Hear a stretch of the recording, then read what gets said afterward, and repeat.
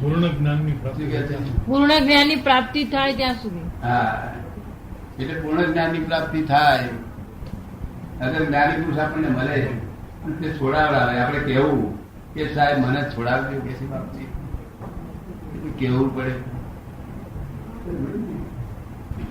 મને છોડાવજો એવું કેવું પડે. વ્યવહારમાં આપણામાં વ્યવહાર શું કે છે કે માગ્યા વગર માય ના પીટશે. આપણા વ્યવહાર એવો કે માગ્યા વગર માય ના પીટશે.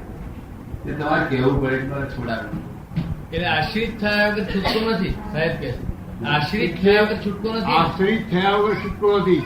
જ્ઞાની પુરુષના આશ્રિત થયા વગર છૂટકો નથી. એવું માનો. હા, એ નિરાશ્રિત માંથી આશ્રિત થશે તો જ પરમાત્મા થશે. કોઈના આશ્રિત થયા તો તમને પરમાત્મા ના મળે. કોઈના આશ્રિત થયા તો પરમાત્મા ના મળે, મોક્ષ ના મળે. મોક્ષ ના મળે કે એ બરોબર. એમનું કેવું એ એક એમની દ્રષ્ટિ છે ખાલી, એ જગત એક્સેપ્ટ નહીં કરે. એ કહે છે કે ગુરુની જરૂર નથી. એ એકની દ્રષ્ટિ, બધી દ્રષ્ટિ રાખશે એમને. આ બહુ ઊંચા છે પણ આ દ્રષ્ટિ રાખ કે ગુરુથી જ બધું બગડી જાય છે.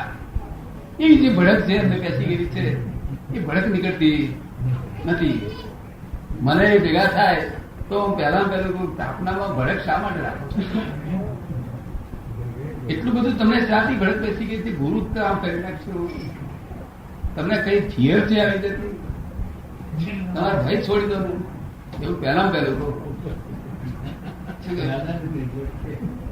શા માટે ભય રાખો છો? આ તમને પૂર્વ ભાવનું તમારું દ્રષ્ટિ રાખેલો લોકો પર શા માટે ફેલાવો છો? શું કહ્યું? બહુ મોટા માણસ છે, બહુ મોટો માણસ છે, પણ એ ફોરેન માટે કામ ના છે. સાહજિક પુરુષ છે. શું છે? સાહજિક પુરુષ. હિન્દુસ્તાનનો જન્મેલો સાહજિક પુરુષ હોય શકે અને તે સાહજિક પુરુષ છે. એમાં બે મત નહીં. અને ફોરેનમાં દર્શન કરવા યોગ્ય પુરુષ છે. શું કહ્યું? આપણે કામ નહીં લાગે. આ વિકલ્પી લોકો ભેગા, આ વિકલ્પી સાહજિક પુરુષ છે. દાદા આપણે સમજાવવા આવે છે. સાહજિક ને એમ કે સાહજિક એટલે શું?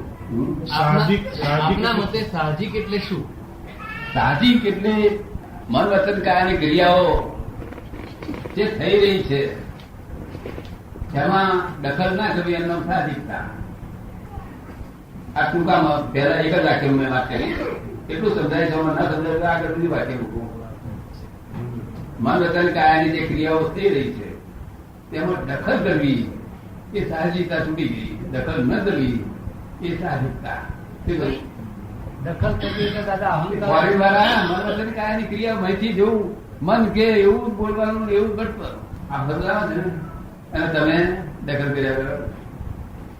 હવે આપણે આ બધા હિન્દુસ્તાન છે. શું છે? આ બધું હિન્દુસ્તાન છે. આ સાહજિક છે તમારા કરતા. આ સ્ત્રીઓ તમારા કરતા સાહજિક છે. આ સ્ત્રીઓ તમારા કરતા સાહજિક છે. પણ ફોરેન ના જેવી નહીં, ફોરેન ના પુરુષો જેવી એ નહીં. ફોરેન ના પુરુષો કરતા વધારે વિકલ્પી છે. એટલે ફોરેન ના પુરુષો કરતા વધારે ડેવલપ થઈ ગયું. કે જે હિન્દુસ્તાનમાં થોડા કાળ પછી પરમાત્મા થવાના છે તેમનું પદનું સેવન કરે છે. શું કરે છે? હિન્દુસ્તાન લોકો બધા પરમાત્મા થવાના લાયક છે. શું છે? પણ દાદા એમણે એ જ વખત થી ગુરુપણા નો ભાવ એમણે ત્યાગી દીધો. આ જન્મ આ જન્મ જે પહેલાના જન્મ નથી. આ જન્મ જે દેખાય છે ને, આ જન્મ તો રૂપકમાં આવ્યું કહેવાય. રૂપક એ ગયા જન્મનું આ બંધારણ છે. શું છે? દ્રષ્ટિરાજનું તે બંધારણ છે. છૂટે એવું નથી. એ બંધારણ જો એ એવું બોલ્યા જ કરવાના.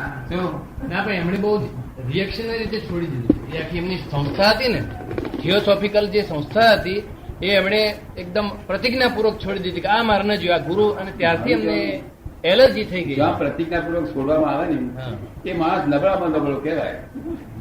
કશું છોડવા જેવું જગતમાં છે જ નહીં. છૂટી જ જાય છે મેરેજ. એની મેરેજ છૂટી જાય છે. પ્રતિજ્ઞાપૂર્વક છોડે છે નબળામાં નબળો માણસ કહેવાય. જો અરે પ્રતિજ્ઞા લેવી પડી એ નબળી છે દેખાય છે.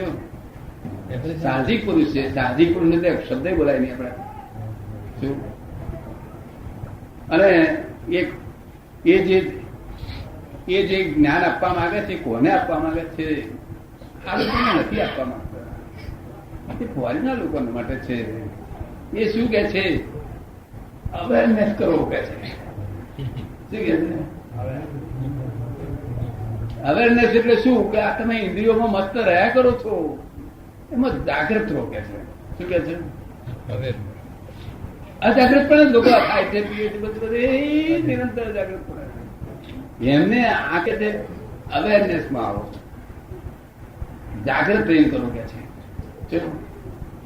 હવે ઈ અવેરનેસ અહીં હિન્દુસ્તાનમાં આપણે પ્રયોગ કરવામાં આવે તો આ તો બિહેવિયરનેસ દ્વારા છે, એલર્ટનેસ દ્વારા છે. અહીં તમારી અવેરનેસ ચાલે એવી આ તો બિહેવિયરનેસ દ્વારા છે. શું છે? અને એલર્ટનેસ દ્વારા છે. એટલે આ હિન્દુસ્તાનના લોકો બિહેવિયરનેસ, એલર્ટનેસ થયેલા, અવેરનેસ તો કેટલાય કાળ થયેલા છે. હું અમને અવેરનેસ કેવા કહી વાળો છું? પણ એના જેટલો ભ્રષ્ટાચાર બીજે ક્યાંય નથી. આ બિહેવિયરનેસ વાળા તો એટલો ભ્રષ્ટાચાર કરે છે કે અહીંના જેટલો ભ્રષ્ટાચાર બીજે ક્યાંય નથી.